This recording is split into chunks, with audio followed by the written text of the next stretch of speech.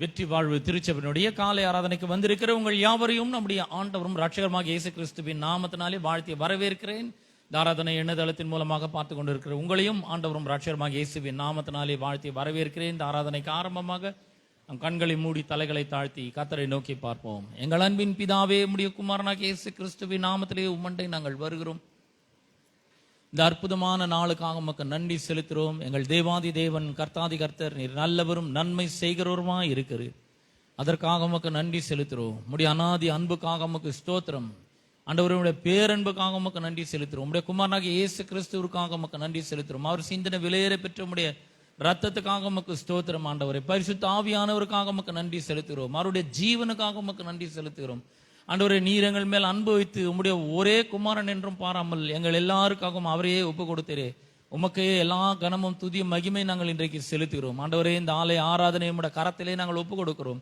தேவாதி தேவன், கர்த்தாதி கர்த்தர் வல்லமையான பிரசன்னத்தின் மூலமாக எங்களை ஆண்டவரை ஆட்கொள்ளும்படியாக நாங்கள் ஜெபிக்கிறோம். எங்கே 2-3 பேர் உம்முடைய நாமத்தினாலே கூடி வருகிறார்களோ அங்கே அவர்கள் மத்தியிலே நான் வாசமாக இருக்கிறேன் என்று சொன்ன தேவன், இன்றைக்கு எங்கள் மத்தியிலே நீர் வாசமா இருக்கிறதற்காக உமக்கு ஸ்தோத்திரம். உடைய பிரசன்னம் எங்க இருக்கிறதற்காக உமக்கு ஸ்தோத்திரம். பரிசுத்த ஆவியானவருடைய அசைவாடுதலுக்காக உமக்கு நன்றி செலுத்துகிறோம். ஆண்டவரே தகப்பனே, உடைய அன்பின் பிரசன்னத்துக்காக உமக்கு நன்றி செலுத்துகிறோம். ஆண்டவரே, பாடல்களை பாடுகிற, துதிக்கிற, ஆராதிக்கிற தாசர்களையும் இசைக்கரைகளை வாசிக்கிற உடைய தாசர்களையும் உடைய அபிஷேகத்தினால் நிரப்பும்படியாக ஜெபிக்கிறேன்.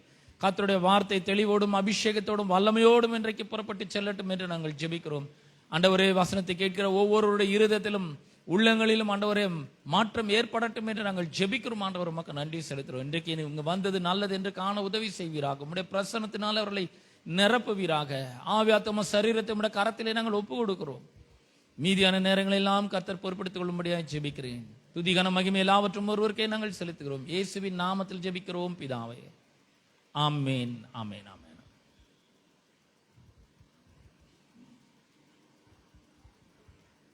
ஆமென், ஹல்லேலூயா. கர்த்தரின் வார்த்தையை நாம் சார்ந்திருப்போம் என்று சொன்னால், அவர் வார்த்தையை நாம் விசுவாசிப்போம் என்று சொன்னால், நாம் கவலை இல்லாமல் வாழ முடியும். ஹல்லேலூயா. நம் தேவைகள் எல்லாவற்றையும் அவர் பார்த்து கொள்ளுகிறவராய் இருக்கிறார். ஏனெனில் அவர் யெகோவா ஈரேவாக நம் தேவைகளை சந்திக்கிற தேவனாக அவர் இருக்கிறார். நம்முடைய பலவீனங்கள், சுகவீனங்கள் எல்லாம் நீங்கி நாம் பலனுள்ளவர்களாய் சுகமாய் வாழுவோம். ஏன் என்று சொன்னால், அவர் யெகோவா ராப்பாவாக எந்நாளும் சுகம் தரும் தேவனாக நம்மோடு கூட இருக்கிறார். ஒருவேளை மரண இருளின் பள்ளத்தாக்கிலே நாம் நடக்க நேர்ந்தாலும், அல்லது நமக்கு விரோதமாக 1000-10,000 பேர் எழும்பி நின்றாலும் நாம் பயப்பட தேவையே இல்லை, கலங்க வேண்டியதே இல்லை.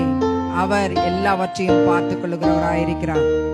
நம்முடைய நெருக்கமான சூழ்நிலை மத்தியிலே நாம் அவரை நோக்கி கூப்பிடும் பொழுது அவர் நமக்கு உதவி செய்ய வல்லவராயிருக்கிறார்.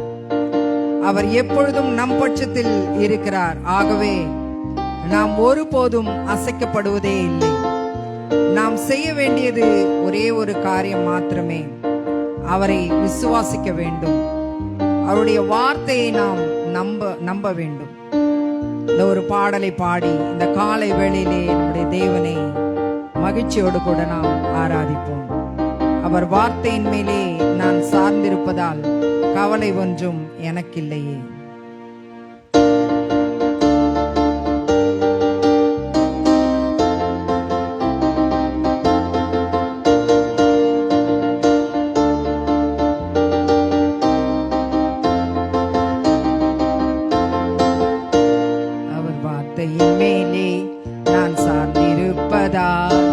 கவலை ஒன்றும் எனக்கில்லையே.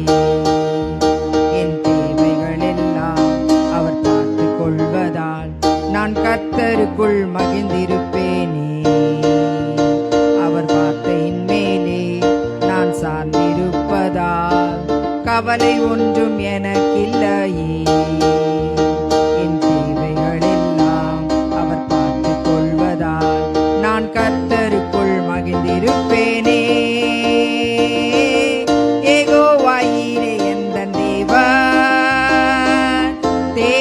யாவும் சந்திப்பீரே.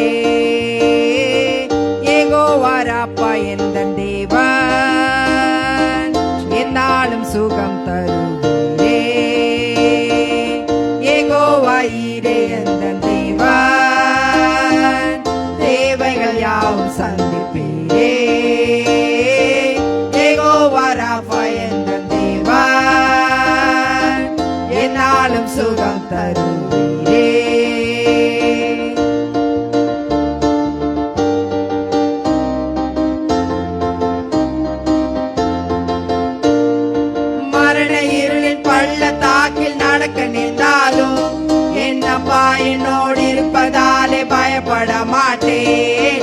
மரண இருளின் பள்ளத்தாக்கில் நடக்க நின்றாலும் என்னப்பா என்னோடு இருப்பதாலே பயப்பட மாட்டேன். எனக்கு விரோதமாய் ஆயிரங்களும் 10,000 எழுந்தாலும் அஞ்சிட மாட்டேன். எனக்கு விரோதமாய் ஆயிரங்களும் 10,000 எழுந்தாலும் அஞ்சிட மாட்டேன். யெகோவா ஈரே எந்தன் தேவன், தேவைகள் யாவும் சந்திப்பேனே. யெகோவா ராப்பா எந்தன் தேவன், என்னாலும் சுகம் தருவீரே. யெகோவா ஈரே எந்தன் தேவன், தேவைகள் யாவும் சந்திப்பீரே. யெகோவா ராப்பா எந்தன் தேவன், என்னாலும் சுகம் தருவீரே.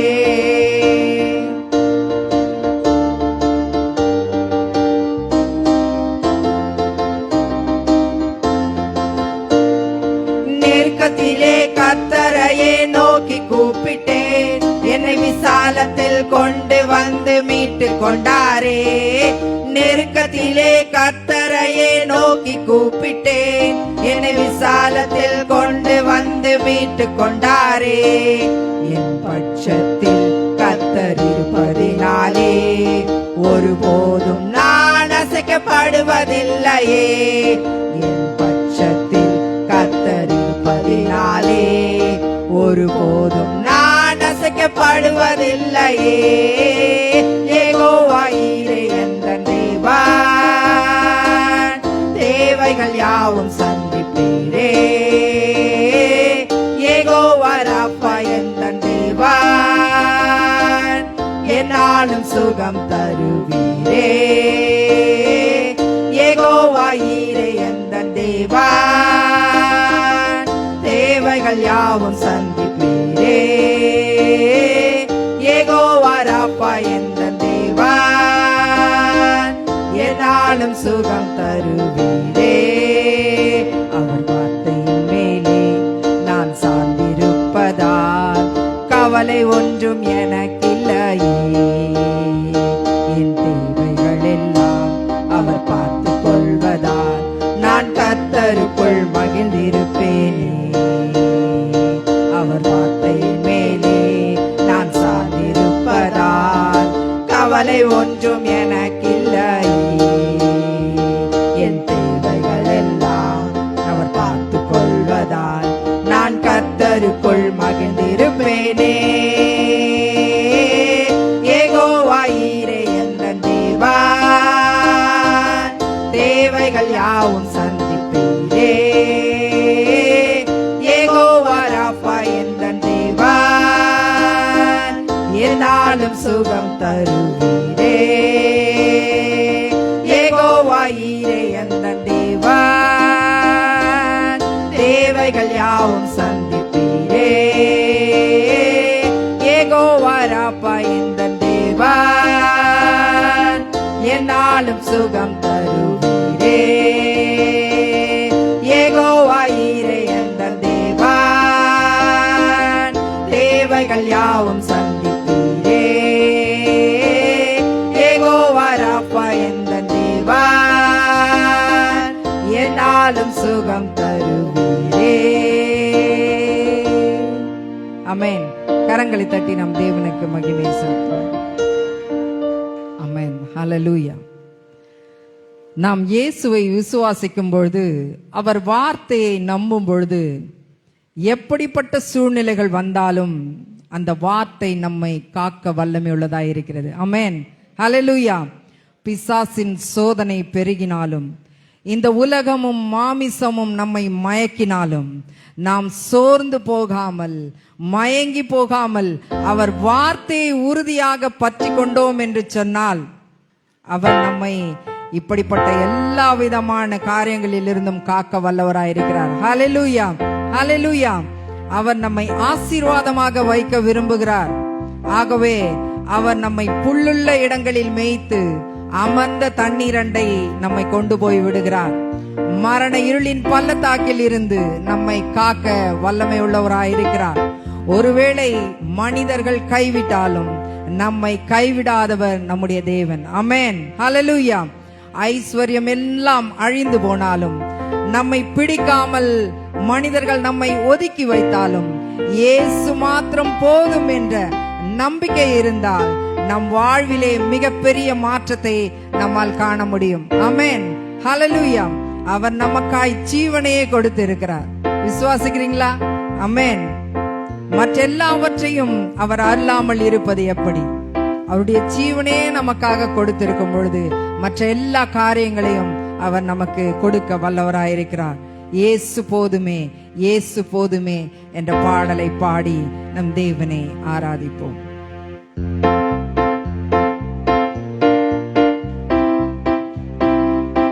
கரங்களை தட்டி நாம் உற்சாகமாய் பாடும்.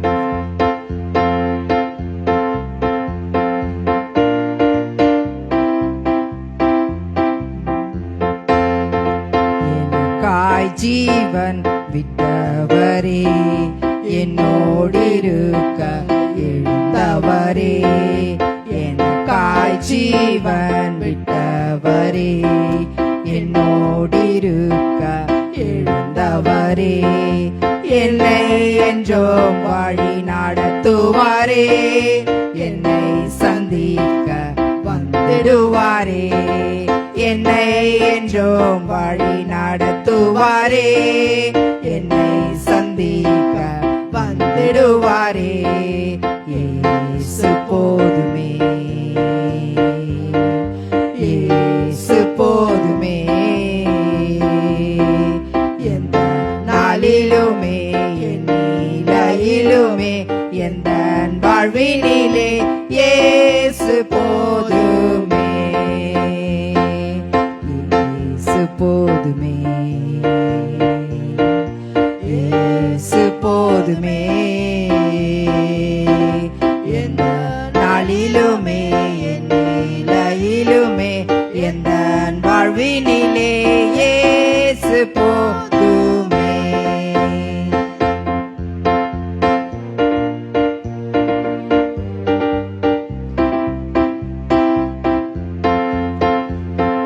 பிசாசின் சோதனை பெருகிட்டாலோ சோர்ந்து போகாமல் முன் செல்லவே, பிசாசின் சோதனை பெருகிட்டாலோ சோர்ந்து போகாமல் முன் செல்லவே, உலகமும் மாமிசமும் மாயக்கிட்டாலோ மாயங்கிடாமல் முன்னேறவே, உலகமும் மாமிசமும் மாயக்கிட்டாலோ மாயங்கிடாமல் முன்னேறவே, இயேசு போதுமே, இயேசு போதுமே, எந்த நாளிலுமே என் நிலையிலுமே எந்த வாழ்வினிலே இயேசு போதுமே.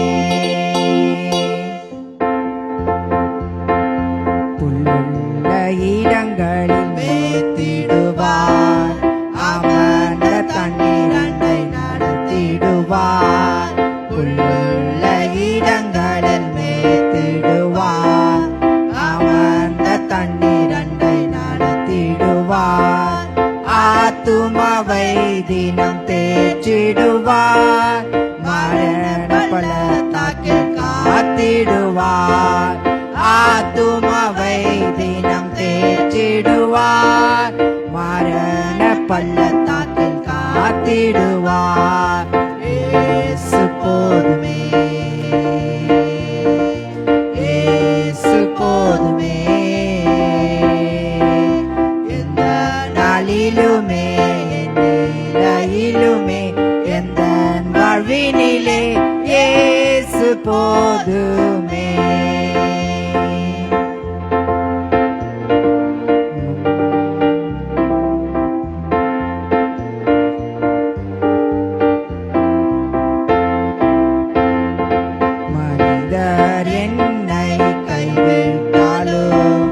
மாமிசம் அழுகி நாரிட்டாலோ நாரிட்டாலோ, மாமிசம் அழுகி நாரிட்டாலோ, ஐஸ்வர்யம் யாவும் அழிந்திட்டாலோ, ஆகாதவன் என்று தள்ளிவிட்டாலோ, ஐஸ்வர்யம் யாவுமே அழிந்திட்டாலோ, ஆகாதவன் என்று தள்ளிவிட்டாலோ, இயேசு போதுமே, இயேசு போதுமே, எந்த நாளிலுமே என் நிலையிலுமே எந்த வாழ்வினிலே இயேசு போதுமே, இயேசு போதுமே, இயேசு போதுமே, எந்த நாளிலுமே என் நிலையிலுமே எந்த வாழ்வினிலே இயேசு போதுமே, எந்த நாளிலுமே என் நிலையிலுமே எந்த வாழ்வினிலே இயேசு போதுமே. ஆமென். கரங்களை தட்டி தேவனுக்கு நாம் மகிமை செலுத்துவோம். நாம் அனைவரும் எழுந்து நின்று தேவனை ஆராதிப்போம். கர்த்தரின் வார்த்தை நமக்கு அனுதினமும் உணவாக இருக்கிறது. அவருடைய பிரசன்னம்தான் நமக்கு தாகம் தீர்க்கும் தண்ணீராய் இருக்கிறது. அவரே நம்முடைய வெளிச்சமும் மீட்புமாய் இருக்கிறார். அவரே நம் ஜீவனின் பலனானவர்.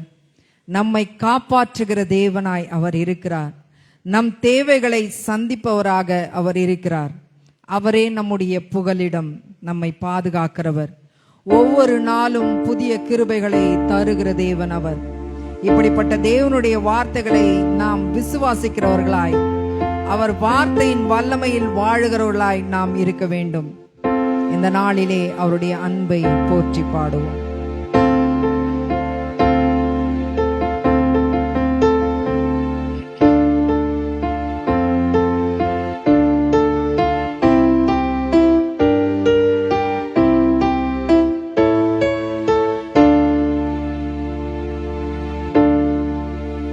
அபிஷேக ஒளிவமரம்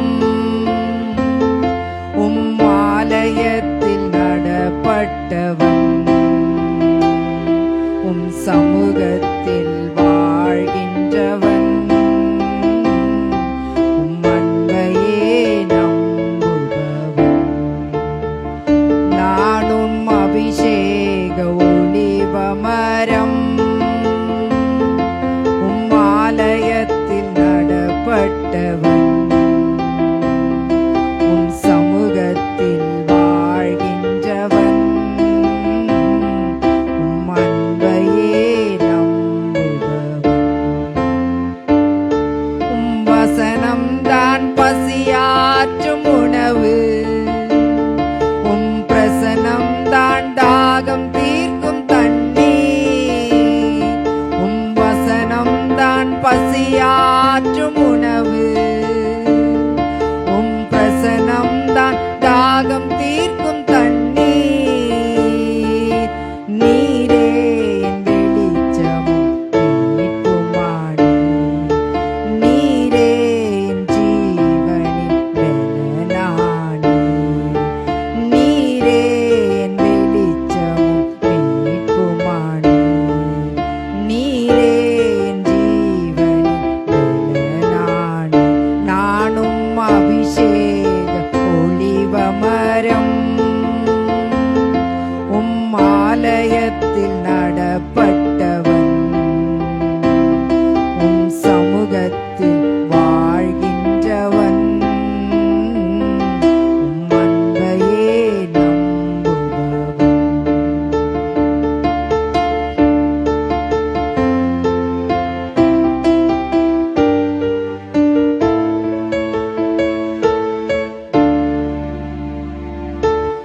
காப்பாற்றும் காவலர் நீரே, அயராது நீர் பாய்ச்சுவீரே. என்னை காப்பாற்றும் காவலர் நீரே, அயராது நீர் பாய்ச்சு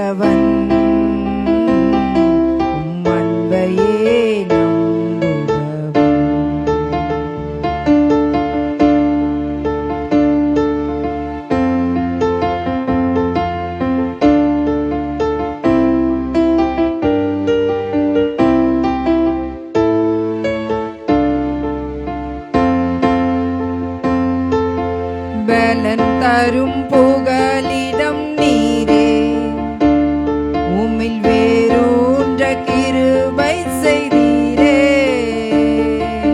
பலன் தரும் புகலிடம் நீரே, உம்மில் வேரூன்ற கிருபை செய்தீரே.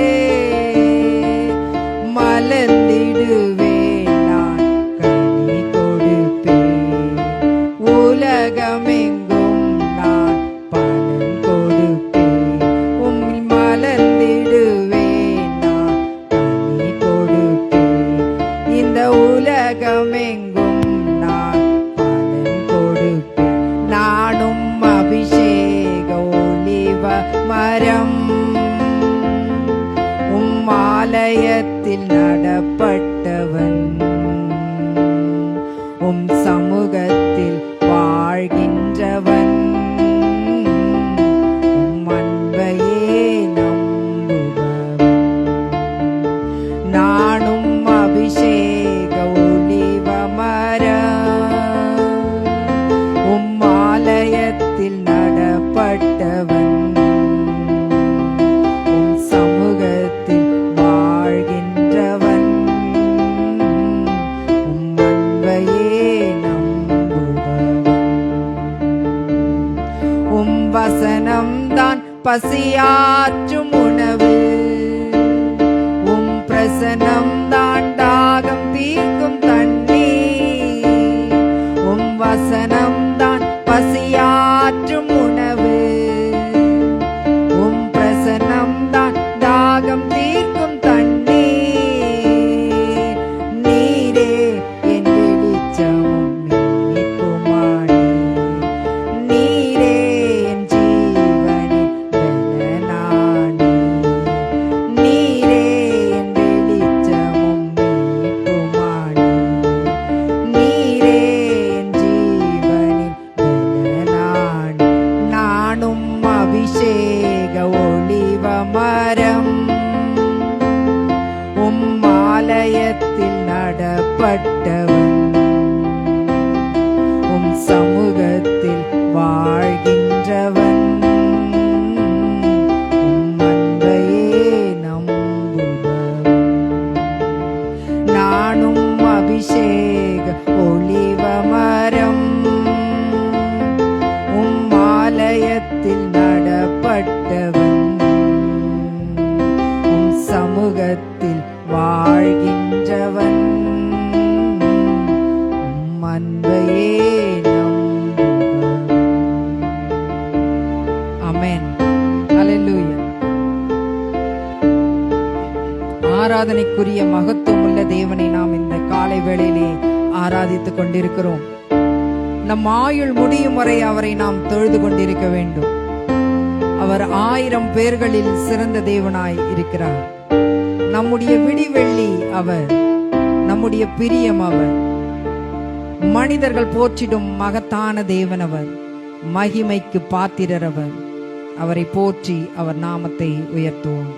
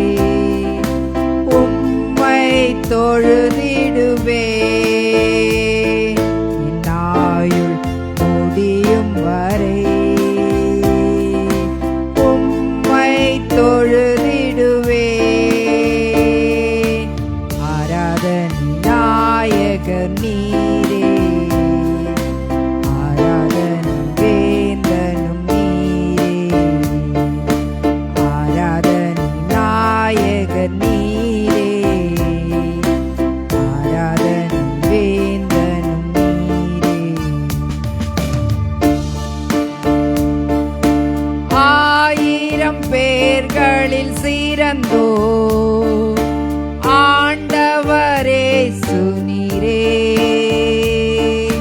1000 பேர்களில் சிறந்தோ ஆண்டவரே சுனீரே.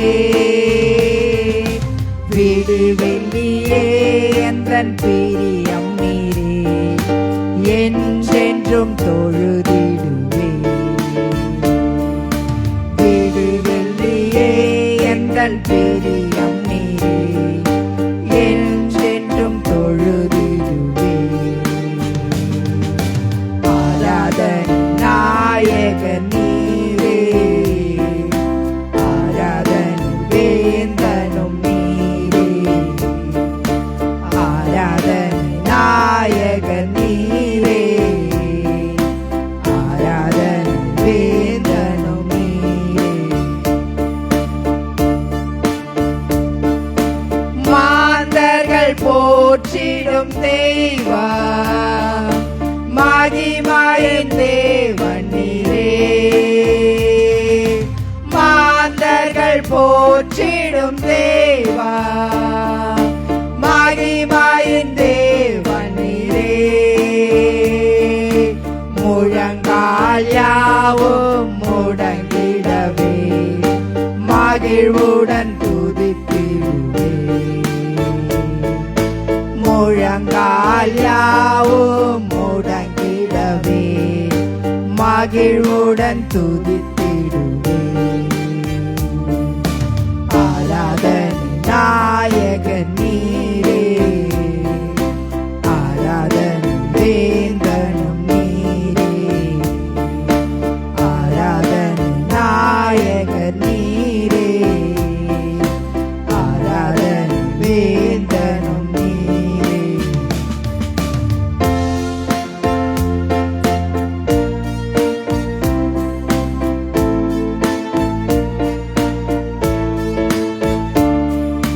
முடிவில்லா ராஜ்யம் அருள திரும்பவும் வருவேன் என்றே. முடிவில்லா ராஜ்யம் அருள திரும்பவும் வருவேன் என்றே. ஆயத்தமாய் நான் சேர்ந்திடவே, அனுதினம் வணங்கிடுவே. ஆயத்தமாய் நான் சேர்ந்திடவே, அனுதினம் வணங்கிடுவே. ஆராதனை நாயகன் நீரே, ஆராதனை வேந்தனும் நீரே. ஆராதனை நாயகன் நீரே, ஆராதனை வேந்தனும் நீரே. ஆயுள் முடியும் வரை உம்மை தொழுதிடுவே. என் ஆயுள் முடியும் வரை உம்மை தொழுதிடுவே. என் ஆயுள் முடியும் வரை உம்மை தொழுதிடுவே. என் ஆயுள் முடியும் வரை உம்மை தொழுதிடுவே. ஆராதனை நாயகன் நீரே, ஆராதனை வேந்தனும் நீரே. ஆராதனை நாயகன் நீரே, ஆராதனை வேந்தனும் நீரே. ஆமென். ஹல்லேலூயா. அப்பா, உம்மை நன்றியோடு துதிக்கிறோம், ஸ்தோத்தரிக்கிறோம் ராஜா. இந்த அற்புதமான காலை வேளைக்காய் நன்றி செலுத்துகிறோம். நீர் நல்லவர், வல்லவர், போதுமானவர், வாக்கு மாறாதவர், ஒருவராய் பெரிய காரியங்களை செய்கிறவராய் இருக்கிறீர் தகப்பனே. உம்மை நன்றியோடு துதிக்கிறோம், ஸ்தோத்தரிக்கிறோம் ராஜா. அப்பா உம்முடைய வார்த்தையை நாங்கள் சார்ந்திருக்கும் பொழுது எங்களுக்கு எந்த விதமான பயமும் இல்லை, கலக்கமும் இல்லை. அப்பா உமக்கு ஸ்தோத்திரம் ஆண்டவரே. உம்மை நன்றியோடு துதிக்கிறோம், ஸ்தோத்தரிக்கிறோம். மரண இருளின் பள்ளத்தாக்கிலே நாங்கள் நடந்தாலும் பொல்லாப்புக்கு நாங்கள் பயப்படவே மாட்டோம். ஏனென்றால் தேவரீர் நீர் எங்களோடு கூட இருக்கிறீர் ஆண்டவரே. உமது கோலும் உமது தடியும் எங்களை தேற்றுகிறது. அதற்காக நாங்கள் நன்றி செலுத்துகிறோம், நன்றி செலுத்துகிறோம் தகப்பனே. உம்மை நன்றியோடு துதிக்கிறோம் அப்பா, ஸ்தோத்தரிக்கிறோம். எங்களுக்காய் ஜீவனை கொடுத்தவர், எங்களுக்காய் மற்ற எல்லாவற்றையும் நீர் கொடுக்காமல் இருப்பீரோ அப்பா, உம்மை நன்றியோடு துதிக்கிறோம், ஸ்தோத்தரிக்கிறோம் ராஜா. நீர் மாத்திரம் போதும் ஆண்டவரே, நீர் மாத்திரம் எங்களுக்கு போதும் தகப்பனே. அப்பா உமக்கு ஸ்தோத்திரம். எந்த சூழ்நிலையின் மத்தியிலும் எந்த நேரத்திலும் நீர் மாத்திரம் எங்களுக்கு போதும் ராஜா. உம்மை நன்றியோடு துதிக்கிறோம், ஸ்தோத்தரிக்கிறோம். கர்த்தாவே, எங்களுக்கு எப்படிப்பட்ட சோதனைகள் வந்தாலும், எங்கள் சூழ்நிலைகள் எப்படிப்பட்டதா இருந்தாலும், கர்த்தாவே வியாதியின் படுக்கையிலே நாங்கள் இருந்தாலும், தேவரீர் நீர் எங்களோடு கூட இருக்கிறீர் என்ற நம்பிக்கையோடு கூட நாங்கள் வாழுகிறோம் தகப்பனே. அப்பா உம்மை நன்றியோடு துதிக்கிறோம், ஸ்தோத்தரிக்கிறோம். நீர் எங்களை காப்பாற்ற வல்லவராய் இருக்கிறீர். நீர் எங்களை ஆண்டவரை போஷிக்க வல்லவராய் இருக்கிறீர் தகப்பனே. அப்பா உமக்கு ஸ்தோத்திரம், நன்றி செலுத்துகிறோம், நன்றி செலுத்துகிறோம். ஆராதனைக்குரியவர் நீர் மாத்திரமே தகப்பனே.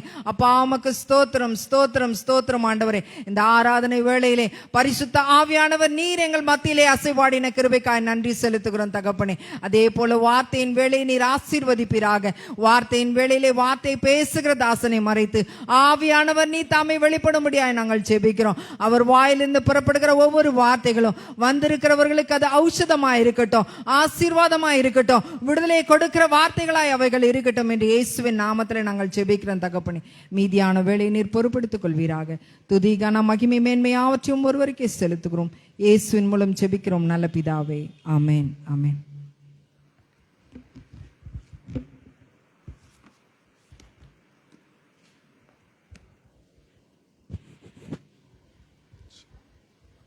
கரங்களிலே காணிக்கும் தசமபாகத்தையும் எடுத்துக்கொள்வோம். நம்ம அறிக்கையிட்டு கொடுப்போம். பரலோக பிதாவே, குமாரனாகிய இயேசுவின் நாமத்தில் உம்மிடத்தில் வருகிறேன். ஆண்டவரே, என்னிடத்தில் உள்ளதெல்லாம் நீர் கொடுத்தவை, உம்மை கனம் பண்ணும்படி உம்முடைய ராஜ்யத்தில் விதைக்கிறேன். ஆண்டவரே, நான் ஆசீர்வதிக்கப்பட்ட மனுஷன் என்ற உணர்வோடு உம்முடைய ராஜ்யத்தில் விதைக்கிறதுனால ஏராளத்தின் தாராளத்தின் தேவனான நீர் இருக்கிறீர், அதை நான் விசுவாசிக்கிறேன். ஆகையால் உம்முடைய ராஜ்யத்தில் நான் விதைக்கிறேன். ஆமென். நாம் விதைக்கிறதா நேரத்தில் சங்கீதம் புஸ்தகத்திலிருந்து ஒரு சில வசனங்களை நாம் தியானிப்போம். சங்கீத புஸ்தகத்திலிருந்து ஒரு சில வசனங்களை தியானிப்போம். சங்கீதம் 121, சங்கீதம் 121 ஆரோகண சங்கீதம். எனக்கு ஒத்தாசை வரும் பருவங்களுக்கு நேராக என் கண்களை ஏறெடுக்கிறேன். வானத்தையும் பூமியும் உண்டாக்கின கர்த்தரிடத்திலிருந்து எனக்கு ஒத்தாசை வரும். உன் காலை தள்ளாட விட்டார், உன்னை காக்கிறவர் உறங்கார். இதோ சிறைவிலை காக்கிறவர் உறங்குவதும் இல்லை, தூங்குகிறதும் இல்லை. கர்த்தர் உன்னை காக்கிறவர். கர்த்தர் உன் வலது பக்கத்திலே உனக்கு நிழலாயிருக்கிறார். பகலிலே வெயிலாகிலும் இரவிலே நிலவாகிலும் உன்னை சேதப்படுத்துவதில்லை. கர்த்தர் உன்னை எல்லா தீங்குக்கும் விலக்கி காப்பார். அவர் உன் ஆத்துமாவை காப்பார். கர்த்தர் உன் போக்கையும் உன் வரத்தையும் இது முற்கொண்டு என்றென்றைக்கும் காப்பார். பிரியமான நாம் இந்த சங்கீதம் 121 இந்த 7-8 வசனங்களை இப்போ நம்ம பார்க்க போகிறோம். இந்த 7ஆம் வசனம் சொல்லுவது, கர்த்தர் உன்னை எல்லா தீங்குக்கும் விலக்கி காப்பார். இதனுடைய பின்னணி நான் சொல்கிறேன். சங்கீதம் 121 பின்னணி என்னென்னா, இது ஆரோகண சங்கீதமாக இருக்கிறது. இந்த சங்கீதம் எப்பேற்பட்ட சங்கீதமாக இருக்குது அப்படின்னா, இவர்கள் எருசலேம் நகரத்துக்கு போகும்பொழுது அங்கே தேவனுடைய சபை இருக்கிறது. இஸ்ரேல் ஜனங்கள் தங்களுடைய தேசத்திலிருந்து வருஷத்துக்கு ஒரு முறை சபைக்கு போவார்கள், இந்த பண்டிகை ஆசரிக்கும்படி, பலியிடும்படி. அப்படி போகும்பொழுது அவர்கள் தங்களுடைய பிரயாணத்தில், தங்களுடைய பயணத்தில் இப்பேற்பட்ட வார்த்தைகளை தேவனை நோக்கி அவர்கள் பாடுகிறவர்களாய் இருக்கிறார்கள்.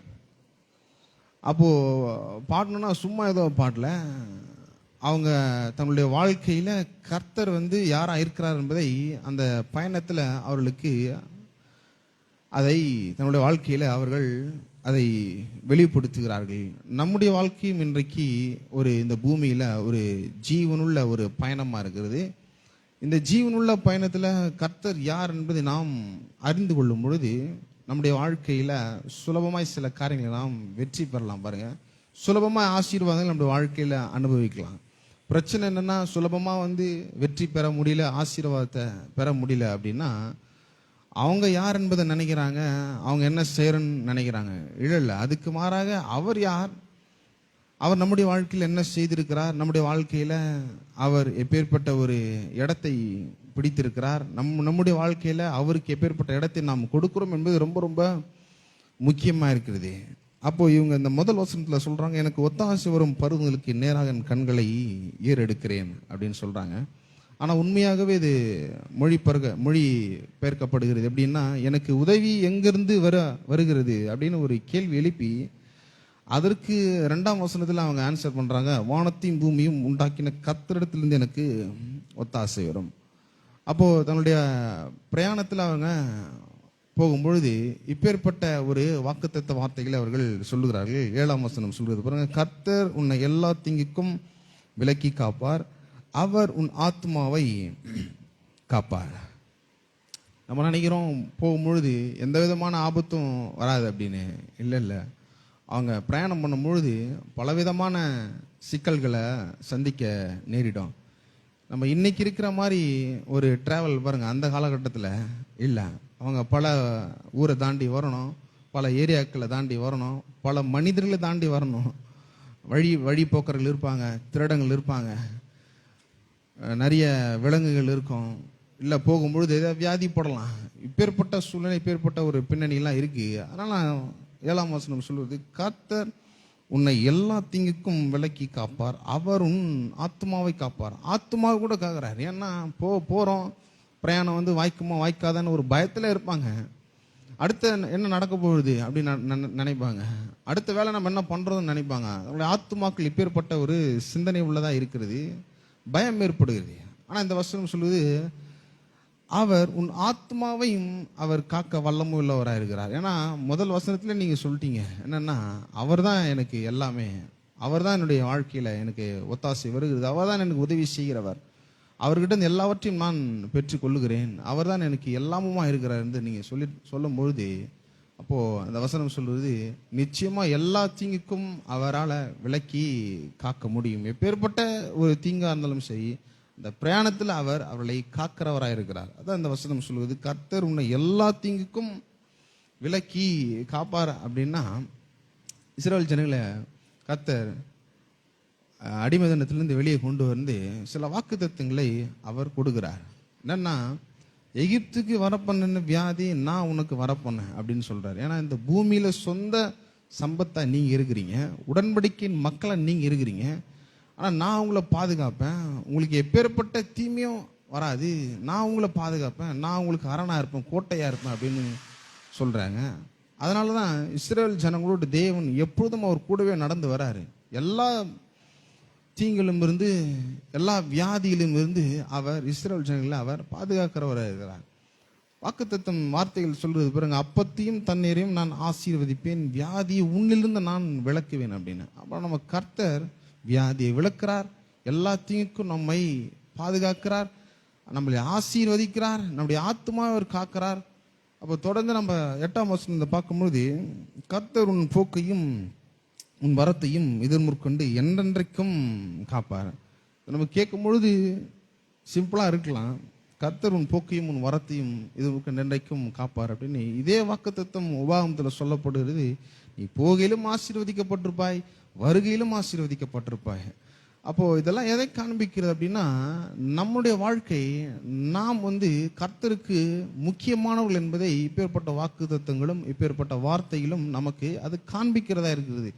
ஏன்னா கர்த்தர் நம்மை எப்பொழுதும் அவர் ஐக்கியம் கொள்ள வேண்டும் என்று அவர் விரும்புகிறார். நமக்கு தான் சில நேரங்களில் தெரிய மாட்டேங்குது பாருங்க, நம்ம ஐக்கியம் கொள்ள மாட்டேன்றோம், அவர்கிட்ட போக மாட்டேன்றோம். அவர் பலவிதமான ஆசீர்வாதங்கள் நமக்காக அவர் வைத்திருக்கிறார், அந்த ஆசீர்வாதங்கள் நாம் அனுபவிக்க மாட்டேன்றோம். ஆனால் கர்த்தர் காத்து கொண்டிருக்கிறார், எப்போ நீ என்கிட்ட வர போற, எப்போ என்கிட்ட உறவு கொள்ள போற, எப்போ ஐக்கியம் கொள்ள போற, என்னுடைய ஆசீர்வாதங்கள் நீ அனுபவிக்க வேண்டும். இந்த பூமியை மனுபுத்திற்கு கொடுத்திருக்கிறார். அப்போ அவர் எப்பொழுதும் நம்மோடு அவர் உறவாட வேண்டும் அவர் விரும்புகிறார். ஆகவேதான் அப்பேற்பட்ட ஆசீர்வாதங்களை நமக்கு அவர் கொடுக்கிறார். நம்ம நினைக்கிறோம் சரி போயிட்டு வந்துடலாம் அப்படின்னு. இல்லைங்க, நம்ம போகும்பொழுதும் அவர் பாதுகாக்கிறார், வரும் பொழுதும் அவர் பாதுகாக்கிறார். இப்பேற்பட்ட ஒரு வாக்குத்தத்த வார்த்தைகளை நாம் விசுவாசிக்கிறவர்களாக நாம் இருக்க வேண்டும். ஏன்னா என்ன நடக்குன்னே நம்மளுக்கு தெரியாது. நீங்கள் நிறைய நியூஸ் சேனல்லாம் பார்ப்பீங்க, பல கொலைகள், திருட்டுகள், விபத்துகள், இதெல்லாம் எப்படி நேரிடுகிறதுன்னு நீங்கள் நினைக்கிறீங்க அப்படின்னா, நம்மளெல்லாம் கர்த்தர் பாதுகாத்திருக்கிறார், நம்மளை பரிசுத்தப்படுத்தியிருக்கிறார், நம்மளாம் விசேஷித்த மக்கள், நம்ம மீது கிருபை கொண்டிருக்கிறார், நம்ம மீது இரக்கம் கொண்டிருக்கிறார். நீங்கள் நினைக்கிறீங்க இதெல்லாம் நம்மளுக்கு வராது, இல்லை, நம்மளுக்கு வருகிறது. ஏன்னா பிசாசு ஒருத்தன் நம்முடைய வாழ்க்கையில் அப்படியே கண்ணோக்கமாக இருக்கிறான். அவனுடைய பேரே திருடன். அவன் திருடவும் அழிக்கவும் கொல்லவும் வரான், வேற எதுக்குமே அவன் வரமாட்டான். அப்போ நம்முடைய வாழ்க்கையில் சில காரியங்களை அழிக்கணும்னு நினைக்கிறான், மனிதர்களை கொல்லணும்னு நினைக்கிறான், மரணத்தை ஏற்படுத்தணும்னு நினைக்கிறான், வியாதியை கொடுத்து குடும்பத்தில் சமாதானமின்மை கெடுத்து பொருளாதாரத்தை திருடுகிறவனாக இருக்கிறான். இதுல இருந்தெல்லாம் கர்த்தர் நம்மளை பாதுகாக்கிறவராக இருக்கிறார். இந்த வார்த்தை எப்படி சொல்லுவது? கர்த்தர் உன் போக்கையும் வரத்தையும் என்றென்றைக்கும் காப்பார் அப்படின்னு. நான் கூட நேத்துல ஒரு நியூஸ் பார்த்தேன் பாருங்க. ஒரு வாலிப பையன் பைக்கில் போயிட்டு இருக்கான், குறுக்க ஒரு எருமை மாடு வந்துட்டு இருக்கு. எருமை மாடு வந்த பிறகு என்ன நடந்திருக்கு அப்படின்னா, எருமை மாடு மேலே விட்டுட்டு விழுந்த பிறகு பின்னாடி வந்த லாரி அவர் மீது அப்படியே ஏறி போயிட்டு இருக்கு. அதே இடத்துல அவர் மரித்து போயிட்டாரு. அவர் நினச்சிருப்பாரு சேஃபாக வீட்டுக்கு போயிடலாம் அப்படின்னு. ஆனால் கண்ணிமிக்கும் நேரத்தில் ஒரு விபத்து அவருடைய மரணத்தையே அவனுக்கு கொண்டு வந்தது. அப்போ அந்த குடும்பத்தினுடைய மனநிலை ஏற்பட்டதாக இருக்கும், அந்த குடும்பத்தினுடைய அந்த பாடுகள் ஏற்பட்டதாக இருக்கும். இதெல்லாம் யோசிக்கும் பொழுது நமக்கு தேவன் இப்பேற்பட்ட ஒரு வாக்குத்தத்தத்தை கொடுத்து அந்த வாக்குத்தத்தத்தை இயேசு கிறிஸ்துவின் மூலமா நமக்கு நிறைவேற்றியிருக்கிறார். நம்ம நினைக்கிறோம் நம்ம சேஃபாக போயிட்டு சேஃபாக வந்துடும். இல்லை, நமக்காக கர்த்தர் பின்னாடி வேலை செய்கிறாருங்க. இந்த வசனத்தின் அடிப்படையில் அவர் வேலை செய்கிறார். ஏன்னா அவர் சொல்லிட்டாரு, போக்கையும் வரத்தையும் என்றென்றைக்கும் காப்பார் அப்படின்னு. அவர் சொன்னதுனால அவர் நிச்சயமா அது செய்து முடித்திருக்கிறார். செய்ய போறாருல்ல, ஒரு செய்தி ஏற்கனவே முடித்திருக்கிறார். எங்க அப்படின்னா கல்வாரி சிலுவையில இயேசுவின் மீது நோக்கி பார்க்கும் பொழுது அவர் எல்லாவற்றையும் செய்திருக்கிறார். நம்ம ஆராதனையில் கூட பார்த்தோம், ஆத்மாவை அவர் காக்கிறாரு, ஜீவனை நமக்காக கொடுத்துட்டாரு. மற்றவர்கள் அருளாத இருப்பது எப்படி அப்படின்னா ஜீவனையே கொடுத்துட்டாரு. நம்முடைய ஜீவனை நிச்சயமாய் அவர் பாதுகாப்பார். இப்போ நம்முடைய வேலை என்னன்னா, இப்பேற்பட்ட வாக்குத்தத்தமான வார்த்தைகளை எடுத்து நம்முடைய வாழ்க்கையில விசுவாசிக்க வேண்டும், தொடர்ந்து இயேசுவை நோக்கி பார்க்க வேண்டும், கல்வாரி சிலுவையை நோக்கி பார்க்க வேண்டும். இந்த ஆசீர்வாதங்கள்லாம் நம்முடைய வாழ்க்கையில நடந்து வருகிறது. அப்போ நம்ம என்ன பண்ணணும்னா தொடர்ந்து இயேசுவை நோக்கி பார்க்க வேண்டும். ஆமென். நம்ம ஆசீர்வதிக்கப்பட்டவர்கள்.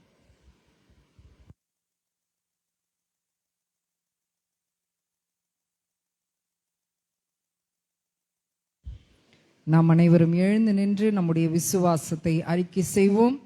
நம்முடைய கரங்களை இருதயத்தின் மீது வைத்து இந்த அறிக்கையை நாம் ஏறெடுப்போம்.